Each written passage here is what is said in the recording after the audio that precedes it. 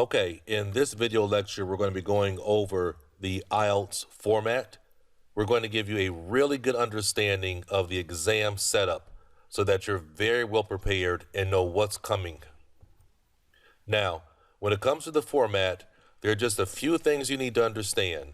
And then after we explain this to you, we can move into the very specific strategies that are going to lead to your success. On the IELTS exam, there are 4 equally graded parts that are scored 0 to 9 on a rubric.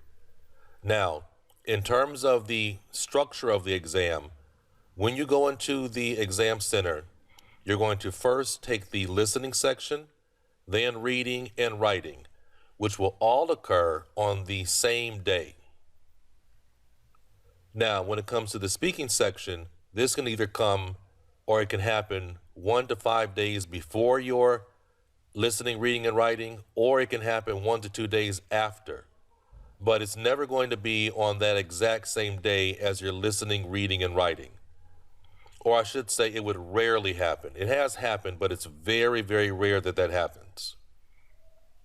Now, it's important for you to understand that the IELTS exam is a test of your English ability, not your intelligence. It's not a test of student intelligence. They're not trying to see how smart you are. They want to know, what is your English ability? Is it very advanced, intermediate? Is it university level? They want to know your English ability. And that's really important to understand because a lot of students fail to keep improving their English while they're trying to study IELTS strategies and tactics. Now, in terms of the test sections, there's the listening section, which comes up first, and that is 40 total questions. 30 minutes for the test, 10 minutes to transfer your answers. Then you have 4 alternating sections, and what I mean by that is you have conversations and solo presentations. The questions are either going to be multiple choice or fill the blank, some form of that. Some form of multiple choice or fill the blank. Now, when it comes to the reading section, you also have 40 questions and you're given 60 minutes. You have 3 sections, so basically you have 20 minutes to finish one reading passage. And in general, typically, the reading section passages get progressively more difficult. So reading passage 3 is a lot more difficult than reading passage number 1. So you need to keep that in mind when it comes to your timing. Now, there are 14 basic question types. Some question types they really don't focus on anymore, and throughout this course we'll kind of point that out to you. Now, some questions go in order, others don't go in order. And when we get into the reading section of this course, we will point that out to you because that's really, really important information.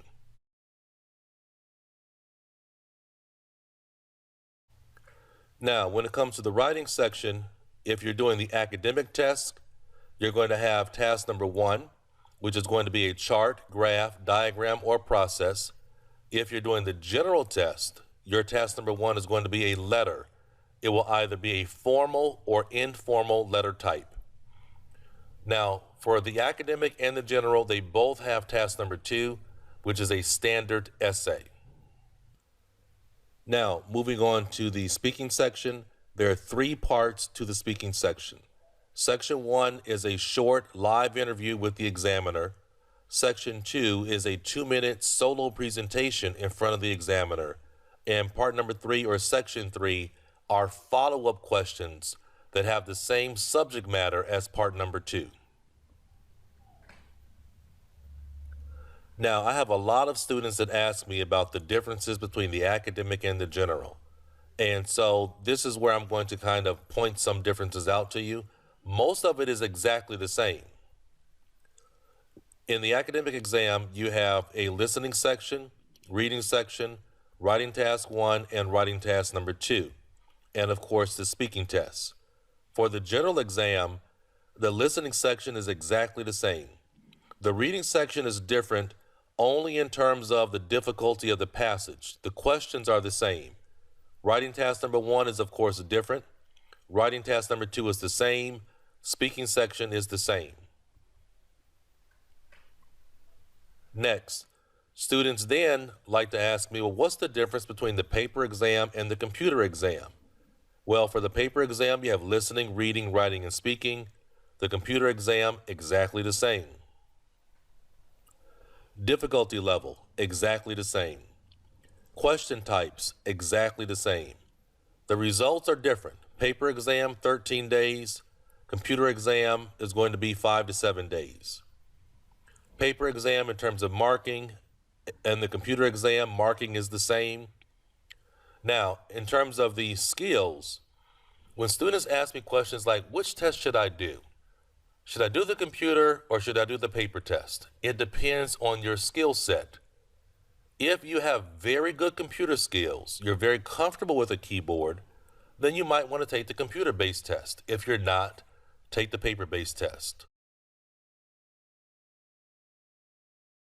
Coming up next, I'm going to be going over a course review where I'm going to give you some really just general information of what you can expect in this course.